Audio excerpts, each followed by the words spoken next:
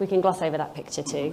So we're going to go big, and then we'll talk a bit more about how it relates to the building space. But I just want to start off with a bit of a definition, actually, because although we think we know these things, I think it's helpful to explain. When we're thinking about sustainability, it's not something you can do. You can't cross it off your list. It's about thinking about the broader impacts, so the social and environmental impacts of the things you do, and the longer term impacts in every decision. Okay? And governance is simply that in the workplace. So ESG is just sustainability in the workplace and having a framework to make sure that any company can think sustainably. So that's what it is.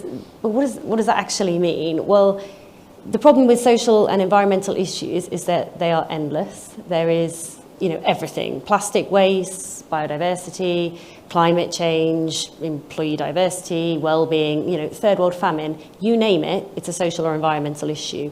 So the number one thing that any organisation needs to do is to prioritise. And I'm going to just digress slightly because I just want to put this in a practical context. If you imagine 3 people shopping for bananas, and first person goes about their business, picks up some bananas from a shop, happily chomps away, delighted with their banana. The second person is really well travelled, really mindful that of the conditions people are in that grow bananas, and therefore gets in their car, drives to Sainsbury's because they know Sainsbury's only sells fair trade bananas. A third person is very climate aware, refuses to drive anywhere, walks to the local shop, proud to be supporting the local economy, buys non-fair trade bananas. Okay? In those 3 scenarios, that first person has not been sustainable because they've got no idea where their bananas have come from. They might have enjoyed them. And when it comes to the second and third, they are both sustainable, and neither is better nor worse. Now, we would all love to be the fair trade, carbon-free, plastic sticker-free, local economy supporting banana, but that just doesn't happen. So what you have to do is understand what matters to you or your business and make your decisions around that, and accept that you can't do it all, and it's okay, all right? You don't have to do it all. If we wanted to do it all, frankly, we wouldn't buy anything. So it's about prioritization. So that's what we want to do in the work context as well. I'm not going to go into the details of this, but there is a formal process called a materiality assessment that companies do to identify this. But what's important to understand, and this is just an example from any company, is that what's important is measured on 2 spectrums. So across the bottom, we've got how important it is to your stakeholders, and going up the thing is how was that the x-axis? How important it is to your company. And the premise is that if you've got a social or environmental issue, it's really important to your business and to your stakeholders, then that is what you should be focusing on. And if it's of low importance to both your business and your stakeholders, then you shouldn't be doing a thing. And if it's in that middle area, then you look at the USPs and maybe you do a bit, but you don't go crazy.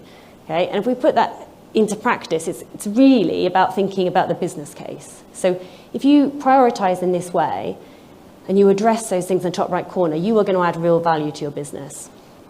And as an example, we walked around a new client of ours that was an IT company, software company, didn't generate any paper, proudly showed me around their office. They had 5 bins for recycling, okay, different types of recycling and all sorts. They were diligently measuring their water use. They were asking my opinion about putting beehives on the roof, okay? They had no biodiversity impact. It was a paperless environment, and it was just people's lunches, and everyone was putting it in the wrong bin anyway and contaminating it. And the only water use was the 2 people that cycled into work and, the cups of tea that they couldn't reduce anyway. But what they failed to see was that the office was just men. They had a real challenge attracting staff because everyone wants to work in IT tech, and they were going to work for different ones.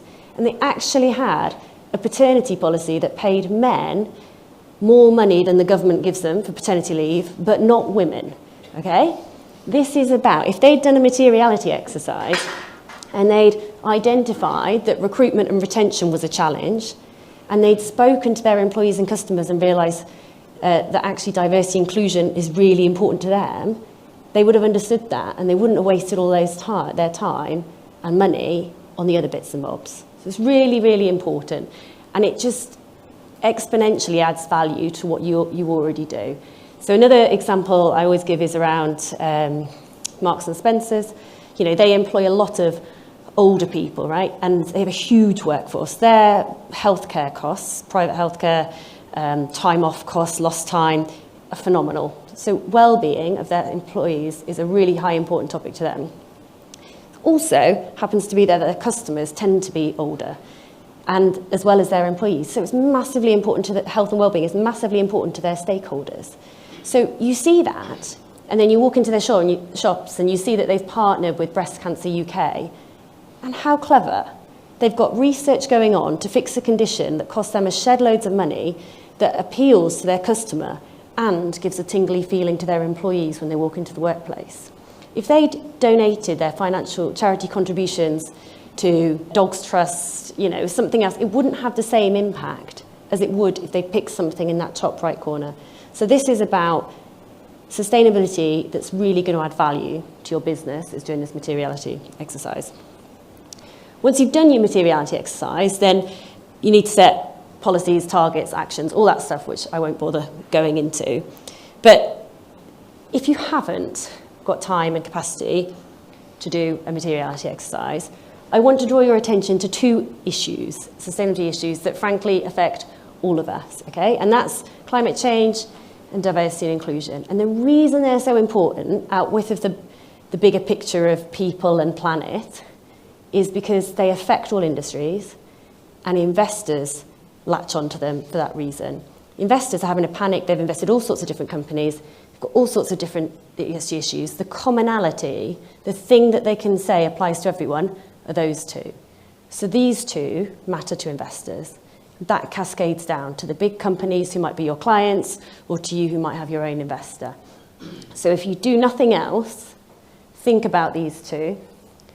And not to panic you, but there's legislation in this space as well. So as you get bigger as a company, you will find that you will have to comply with legislation around these two topics in particular. There are other bits and bobs, but in the main, you tackle those two, you'll be safe. So in terms of the built environment, I've put a few points on here. I'm not really going to go through it because I'm not a built environment expert in that sense. But if you're looking at climate change and you're looking at diversity and inclusion, what that means is you need to first and foremost make sure that the building that you're in is operating efficiently. You need to look at the embodied carbon in the materials that you're using, and remember that reuse is king. You eliminate 100% of emissions embodied in producing something if you reuse something. And you need to design spaces for people. So all different types of people. Do the surveys, do the research, and interpret their lies, but build that in and make that space work for people, and that will be a successful approach. And obviously weave in the other material issues as well as you find them relevant to your organisation.